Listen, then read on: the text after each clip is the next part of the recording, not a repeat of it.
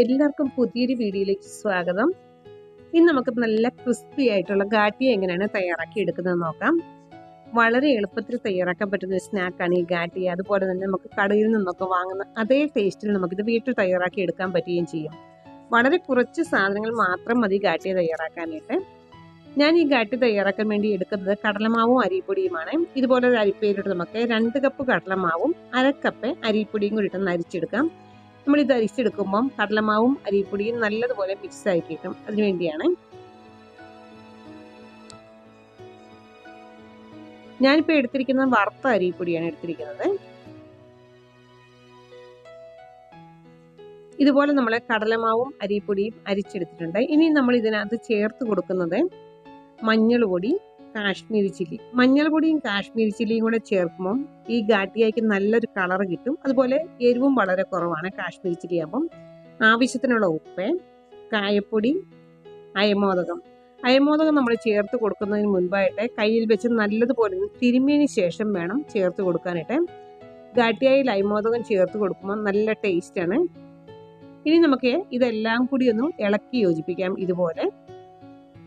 അതിനുശേഷം ഇതിനകത്തോട് നമുക്ക് 1 ടീസ്പൂൺ ഓയിലും കൂടി ചേർത്ത് കൊടുക്കാവേ. ഓയിൽ ചേർത്തതിന് ശേഷം ഒന്നുകൂടി ഇളക്കി കൊടുക്കുക. ഇനി നമുക്ക് ഈ ഗാട്ടിയയുടെ മാവ് കുഴച്ചെടുക്കാം. മാവ് കുഴച്ചെടുക്കുമ്പം ഒത്തിരി ലൂസായി പോകരുത്. സാധാരണ നമ്മുടെ ഇടിയപ്പവും ചപ്പാത്തിയും ഒക്കെ ഉണ്ടാക്കാൻ വേണ്ടി മാവ് കുഴച്ചെടുക്കില്ലേ, അതിലും ഒരു സ്വല്പം ലൂസായിട്ട് വേണം ഗാട്ടിയയുടെ മാവ് കുഴച്ചെടുക്കാനായിട്ട്. നമുക്ക് എപ്പോഴും ആദ്യമേ ഇതുപോലെ സ്പാച്ചില വെച്ച് വേണം കുഴച്ചെടുക്കാനായിട്ട്. കാരണം ഈ കടലമാവിന് പശയുള്ളതുകൊണ്ട് കൈകൊണ്ട് കുഴച്ചെടുക്കുമ്പം കയ്യിലൊക്കെ പറ്റി പിടിച്ചിരിക്കും. അതിനുവേണ്ടി നമുക്ക് ആദ്യമേ ഇതുപോലെ ഒന്ന് സ്പാച്ചില വെച്ച് കുഴച്ചെടുക്കാം. അതിനുശേഷം കൈകൊണ്ട് കുഴച്ചെടുക്കാവേ. ഞാനിപ്പോൾ ഈ ഗാട്ടിയ തയ്യാറാക്കാൻ വേണ്ടി എടുക്കുന്നത് സേവുനാഴിയുടെ വലിയ കിഴിച്ചുള്ള അച്ചാണ്.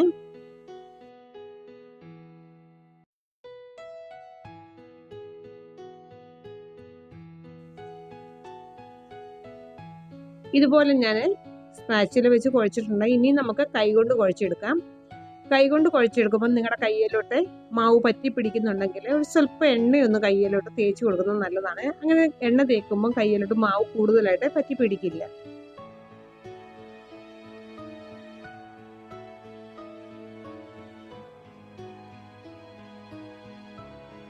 ഇപ്പം ഞാൻ ഈ ഗാട്ടിയയുടെ മാവ് കുഴച്ചെടുത്തിരിക്കുന്നത് ഈ ഒരു കൺസിസ്റ്റൻസിയിലാണ്. ഇതുപോലെ വേണം ഗാട്ടിയയുടെ മാവ് കുഴച്ചെടുക്കാനായിട്ട്. ഇനി നമുക്ക് സേവ് നാഴിയിലോട്ട് ഈ മാവ് നിറച്ചെടുക്കാവേ. അതിനുവേണ്ടി നമ്മൾ സേവ് നാഴിയുടെ വലിയ കിഴിച്ചുള്ള സേവ് നാഴിയിലിട്ടതിന് ശേഷം നമുക്ക് ഈ മാവ് നിറച്ചെടുക്കാം. നമ്മൾ ഈ ഗാട്ടിയ വറുത്തെടുക്കുമ്പോൾ ഒരു കാര്യം ഒന്ന് പ്രത്യേകം ശ്രദ്ധിക്കണേ. തിളച്ച എണ്ണയിലോട്ട് ഒരിക്കലും മാവ് ചുറ്റിച്ചിട്ട് കൊടുക്കരുത്. എണ്ണയ്ക്ക് എപ്പോഴും മീഡിയം ചൂടേ ആകാവുള്ളൂ. നമ്മൾ ഈ എണ്ണ ചൂടായി നോക്കാൻ വേണ്ടി സ്വല്പം മാവ് നമുക്ക് എണ്ണയിലോട്ട് ഇതുപോലെ ഇട്ട് കൊടുക്കാം. എണ്ണ ചൂടായിട്ടുണ്ട്. ഇനി നമുക്ക് ലോ ഫ്ലെയിമിൽ വെക്കാം. ലോ ഫ്ലെയിമിൽ വെച്ചതിന് ശേഷം വേണം നമുക്ക് മാവ് എണ്ണയിലോട്ട് ചുറ്റിച്ചിട്ട് കൊടുക്കാനുണ്ട്. നമ്മൾ ഈ സേവുനാഴിയിൽ നിറച്ചെടുത്തിരിക്കുന്ന മാവ് 2 or 3 പ്രാവശ്യമായിട്ട് വേണം എണ്ണയിലോട്ട് ചുറ്റിച്ചിട്ട് കൊടുക്കാനായിട്ട്. എണ്ണയിലോട്ട് ഇതുപോലെ മാവ് ചുറ്റിച്ചിട്ടതിന് ശേഷം നമുക്ക് മീഡിയം ഫ്ലെയിമിൽ വെച്ച് നമുക്കിത് തിരിച്ചും മറിച്ചു വിട്ട് ഗാട്ടിയ വറുത്തെടുക്കാവേ. നമ്മളിത് വറുത്തെടുക്കുമ്പം കരിഞ്ഞു പോകാതിരിക്കുന്നത് പ്രത്യേകം ശ്രദ്ധിക്കണേ. കാരണം കടലമാവ് കരിഞ്ഞു കഴിയുമ്പോൾ വേറൊരു ടേസ്റ്റാണ്. അതുകൊണ്ടാണ് ഇതുപോലെ നമ്മൾ ഗാട്ടിയ തയ്യാറാക്കി എയർടൈറ്റ് ബോട്ടിലിൽ വെക്കുകയാണെങ്കിൽ എത്ര നാൾ വെച്ചാലും കേടൊന്നും വരില്ലേ.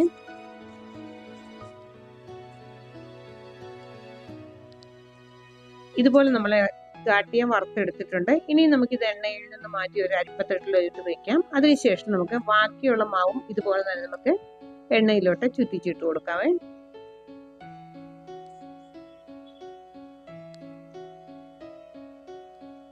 കുട്ടികൾക്കൊക്കെ വളരെയധികം ഇഷ്ടപ്പെട്ട ഒരു സ്നാക്കാണിത്.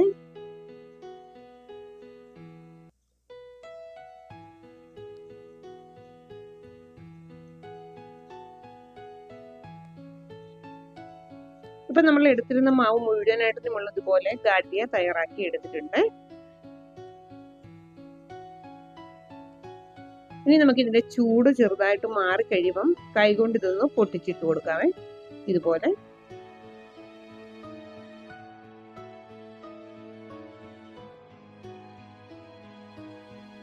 വളരെ കുറച്ച് സാധനങ്ങൾ ചേർത്ത് വളരെ എളുപ്പത്തിൽ തയ്യാറാക്കാൻ പറ്റുന്ന ഗാട്ടിയുടെ റെസിപ്പി നിങ്ങൾക്ക് ഇഷ്ടപ്പെട്ടെങ്കിൽ എല്ലാവരും ഒന്ന് ട്രൈ ചെയ്ത് നോക്കണേ.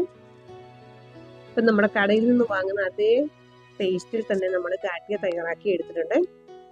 നിങ്ങൾ ഇതുവരെ ഈ ചാനൽ സബ്സ്ക്രൈബ് ചെയ്തിട്ടില്ലെങ്കിൽ സബ്സ്ക്രൈബ് ചെയ്യാൻ മറക്കരുത്. സബ്സ്ക്രൈബ് ചെയ്യുമ്പോൾ അടുത്തുള്ള ബെല്ലൈക്കൺ കൂടി ഒന്ന് അമർത്തുക. അതിനുശേഷം മുകളിൽ കാണുന്ന ഓൾ എന്ന ബട്ടൺ അമർത്തുകയാണെങ്കിൽ ഞാനിടുന്ന പുതിയ വീഡിയോയുടെ നോട്ടിഫിക്കേഷൻ നിങ്ങൾക്ക് ലഭിക്കുന്നതാണ്.